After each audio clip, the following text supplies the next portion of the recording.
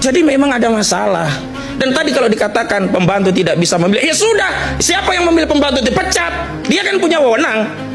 Jangan kemudian hari ini sibuk mencari apologi atas berbagai ketidakmampuan atau setidaknya kekurangan, kemudian masyarakat diminta untuk permisif terhadap argumentasi itu. Pada saat yang sama yang di lapangan sudah menjerit. Bener kata juru bicara bencana itu. Ini bukan masalah apa-apa, ini udah nyawa. Nunggu Desember, nunggu Januari, udah berapa nyawa yang hilang. Itu seolah-olah hari ini rakyat itu merasa yatim piatu. Ada negara mereka merasa nggak ada yang ngayomi. Seolah-olah negara itu isnim hanya nama saja, tetapi kehadiran mereka itu saat apa? Saat mereka mengambil pajak lah, disitulah negara hadir. Ketika rakyat membutuhkan apa yang menjadi kewajiban dan tanggung jawab negara, negara pencitraan. Saya mau tegaskan begini ya. Tugas dan wewenang itu bisa didelegasikan, tetapi tanggung jawab melekat. Tidak bisa tanggung jawab itu didelegasikan ke anak buah.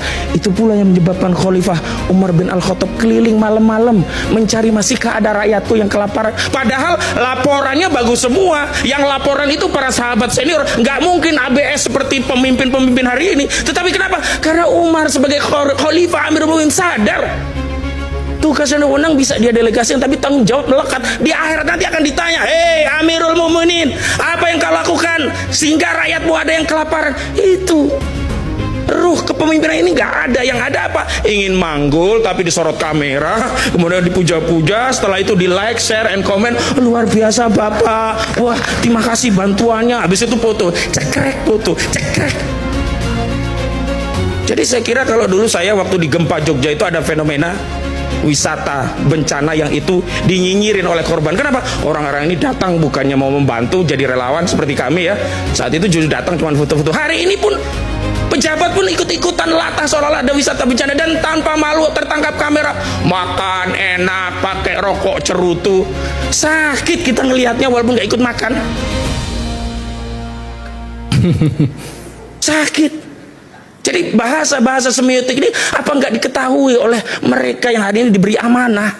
Atau sejatinya mereka sudah merasa bahwa tanggung jawab itu selesai ketika mereka membeli suara rakyat saat pemilu, sehingga transaksi itu selesai, sekarang terserah kami kekuasaan melakukan apapun, toh kalian sudah kami beli suaranya. Jadi tidak ada hubungan timbal balik bahwa kekuasaan itu sampai pada akhirat yang ujungnya surga atau neraka. Sehingga kontrol-kontrol media seperti ini ya mungkin didengar sepintas, habis itu hilang lagi. Kalau kontrolnya itu kontrol tanggung jawab yang melekat, dia yakin ada akhirat, ada surga dan neraka. Takut sekali. Sekarang saya mau kembali saja, objektif saja lah. Sekarang apa sih susahnya menetapkan bencana itu sebagai bencana nasional? Dan jangan menggunakan terminologi asing tidak asing.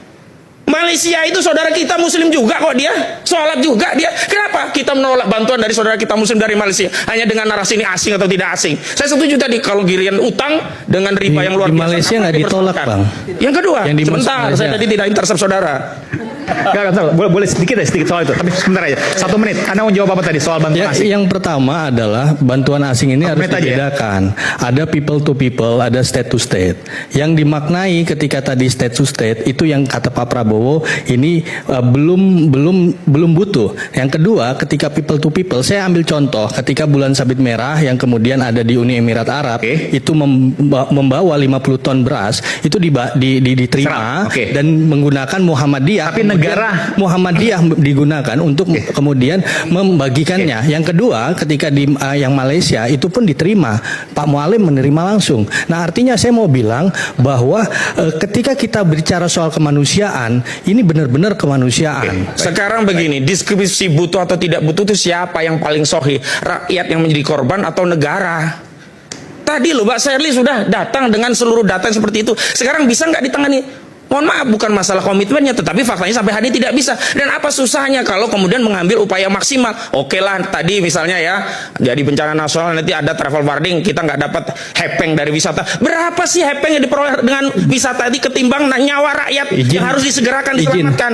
Karena terkait dengan nyawa, kemudian Pak Presiden menggelontorkan dana keuangannya. Nanti saudara komentari lah. Sedikit saja. Saya tadi menyimak sekali. Dalam posisi ini kita bersama-sama. Nanti biar komprehensif. Setelah saya menyampaikan silakan. Tanggapi secara komprehensif. Silakan dipersingkat Bung Husin. Nah, tadi jadi kita ini hari ini justru ada 2 masalah sekaligus. Bencana Ekologi itu masalah kita sendiri. Bencana kepemimpinan yang tidak gesit, tidak amanah, tidak maksimal, yang kemudian tadi di depan kita itu kan tanpa malu sebut Golkar, sebut Gerindra. Kalau sudah jadi pemimpin ya satu kesatuan, nggak ada partai ini partai itu. Rakyat juga mempercayakan semua kepada kepemimpinan, nggak peduli itu Golkar, itu Gerindra, pokoknya pemimpin kami. Jadi memang ada masalah. Dan tadi kalau dikatakan pembantu tidak bisa memilih, ya sudah, siapa yang memilih pembantu dipecat, dia kan punya wewenang. Jangan kemudian hari ini sibuk mencari apologi atas berbagai ketidakmampuan atau setidaknya kekurangan, kemudian masyarakat diminta untuk permisif terhadap argumentasi itu. Pada saat yang sama yang di lapangan sudah menjerit.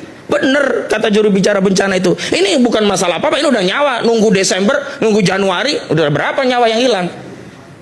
Saya sebenarnya tidak tega untuk mengungkapkan apa yang saya sampaikan ini, tapi kenyataannya memang harus ada civil society yang mengambil sikap tegas. Setidaknya itu memicu apa yang sudah baik, benar tadi kalau dikatakan baik akan menjadi lebih baik. Apa yang tadi dikomitmenkan pemerintah tidak butuh, kalau memang tidak butuh bantuan ya sudah. Tetapi ada dua hal, kan ada dua hal ya, status bencana dan membuka. Membuka itu bukan kita minta-minta, hanya membuka orang ngasih kita terima, kecuali dibuka harus kita minta-minta. Atau setidaknya negara memberikan sebuah regulasi, dan regulasi itu kan terakhir baru dibuatkan tentang misalnya pesawat yang nggak bisa masuk, bantuan nggak masuk setelah ada tekanan rakyat kan. Jadi ketika ada kritik rakyat, itulah cara rakyat menyayangi pemerintah dengan memberikan koordinasi. Dan ini nggak mungkin muncul dari DPR. DPR mah udah angka ikut sekarang. Ketok palu, setuju sampai ada lagunya. Wakil rakyat hanya paduan suara, gitu aja. Jadi saya kira ketika ada momentum dari rakyat muncul kritik-kritik yang sifatnya konstruktif, tentu dengan cara yang macam-macam. Mungkin seperti saya ini, emang cara saya seperti ini, tapi ambil substansinya saya. Dan inilah cara saya menyayangi pemerintah agar tidak terjerumus makin jauh dan membuat rakyat menjadi korban.